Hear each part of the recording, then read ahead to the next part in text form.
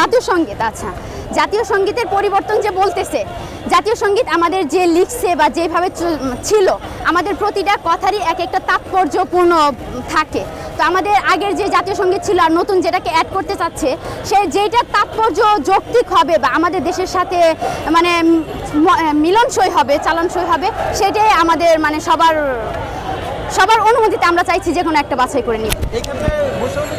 স্বাধীন কারে বলে? আমরা তো ওইভাবে স্বাধীন করিনি, আমরা জাস্ট একটা গণ অভ্যুত্থান করছি, এইটাই। এখন তো সবাই বলছে যে দেশটা এটা আসলে বৈষম্য বিরোধী ছাত্র আন্দোলনে যারা ছিল তারা সমন্বয়ক ছিল, তাদের মধ্যে থেকে দুইজন সরকারি গেছে। তো শুধু যে তাদের কথাই হবে এমনটাও না, আমাদের বাংলাদেশ একটি গণতান্ত্রিক বাংলাদেশ, সকলের মতামতের ভিত্তিতেই যেটা সঠিক মনে হবে সেটাই আমরা সঠিক সিদ্ধান্ত হিসেবে গ্রহণ করব। আমরা তো আসলে আমার বর্তমান যে সরকার, অন্তর্বর্তীকালীন সরকার আছে